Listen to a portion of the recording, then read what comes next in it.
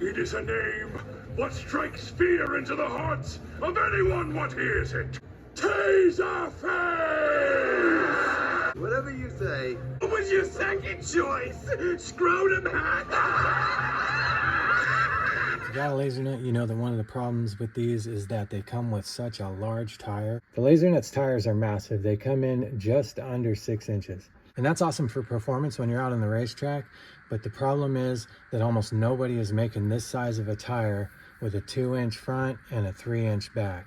And you need all this room back here to clear the steering components. So since I really couldn't find any wheels and tires that would fit this, I went ahead and did the next best thing, and I used a Sharpie to turn these rose gold wheels red. And yes, I said Sharpie. If you clean your tire real quick, and make sure you dry it off before you start, you just take a red Sharpie and go ahead and color it. It's super easy and it works really well. You don't want to touch this for a while because it's kind of like paint and it'll rub off on your finger. So you got to let it dry for a while before you touch it or it will smear.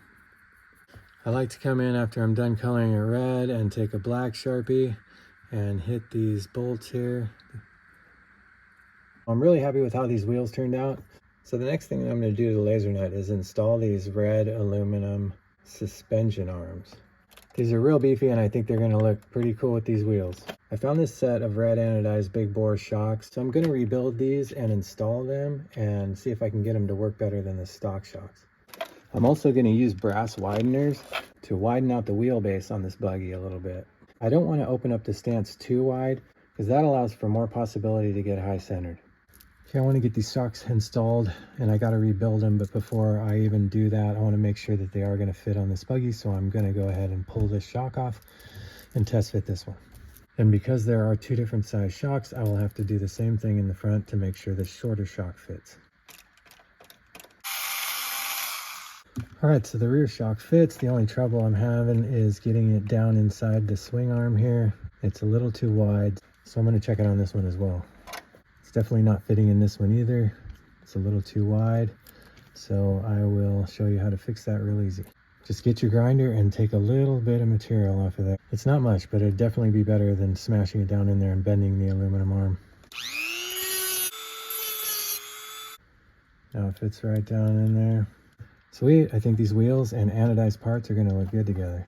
All right, now that I know that with just a little modification the shocks will work, I'm removing the rear swing arms. And I get to do this 4 times, so there's that to look forward to. All right, here's the new swing arm I'm going to install, and it looks really nice. It's machined really well. It's pretty heavy and it feels thick and well built, so hopefully it'll hold up when I get it out on the track. And of course, fingers crossed, hopefully it fits right now when I try to put it in. That's what Shaquille O'Neal says a lot. All right, so I'm having my first bit of trouble here. This pin will not go all the way through. And it looks like they've got it set up for a bar that stops here, and then you put a set screw down on top of it to hold it in. So this is going to have to be drilled out to the size of that, so it'll slip all the way through. What I got here is a drill bit about the same size as this rod. I'm just going to run it all the way through there. And then we're good. Now I want to install this shock before I move to the other side, but I think I need to rebuild these. And when I say rebuild these, I just mean take them apart, make sure everything's functioning correctly, and then put the correct oil in them. They seem to be a pretty good shock, well made, you know, solid. I'm liking it, but this cap came, you know, about halfway screwed on. So stuff like that, you just really got to make sure that they're put together and that nothing's binding up before you oil them up and install them. Make sure you check this rod end and tighten it if necessary. This one's on here really well, but sometimes these turn off of the shaft, and then you're SOL when you're out at the track and it falls apart. I'm going to start with some 60 weight oil and see what that gets me out at the track. When you fill your shock with oil, make sure that there's just a dent in the top of it for this bladder here. You don't want to fill it all the way. You want to make sure there's a little dip there. Then you're going to take your shaft and drive it all the way up. That was a little too fast. And pull it back down and do that a couple times to get the air out. All right, now that I got the air out of there, now I'll just add oil again. Push the shock in and see it's pushing out a little bit. That's not good. That means it's just a little too full of oil. What I like to do when I'm a little over full is just hit it with a napkin. It'll soak some of it up. Man, this thing feels really nice now.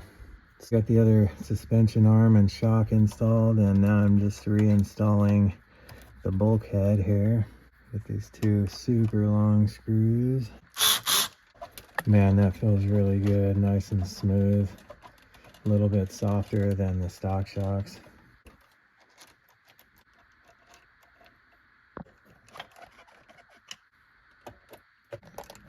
I'm gonna do sort of the same thing I did in the back, except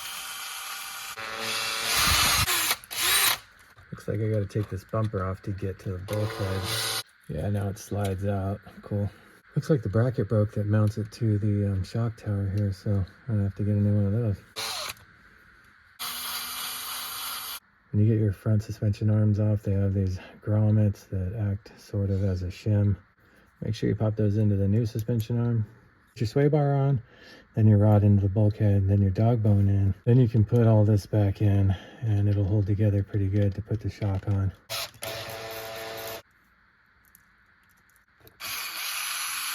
All right, that side's done. Time to switch to the next side.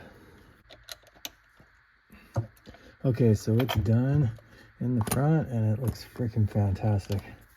I got rid of a ton of the slop in the steering by just tightening everything up in the bell crank area and everything else. It's just been a while and it's really not bad now, very minimal play. I'm gonna pop those wheels on right there and get this thing out to the track. Okay, here we are out at the Rescue Raceway. I've got the stock Losi lasernut here and I've also got the modified one. I'm gonna go ahead and run both of them on the track here, and that should give me a good idea if the upgrades that I did to this truck were worth it.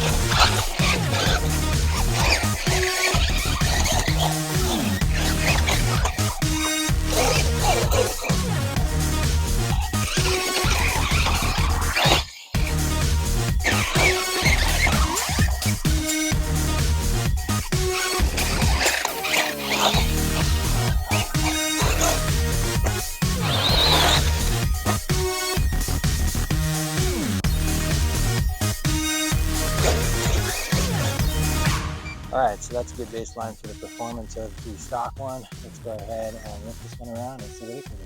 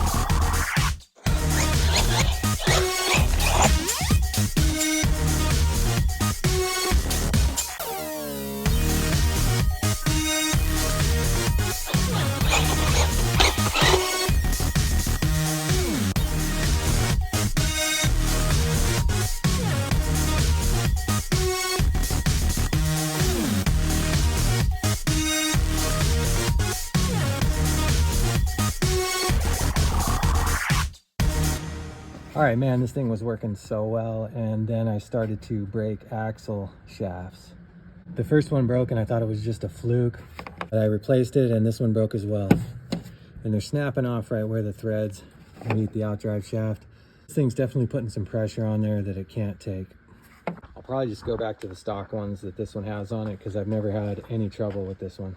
Next time I come out, I'm going to go ahead and bring a timer with me. I want to set both of these buggies up the same, and then I want to time both of them and see which one I can get the faster lap with. If you enjoyed this video or found it useful or helpful in any way, please hit that like and subscribe button, and go ahead and smash that bell if you want to see any of the future videos I'm doing.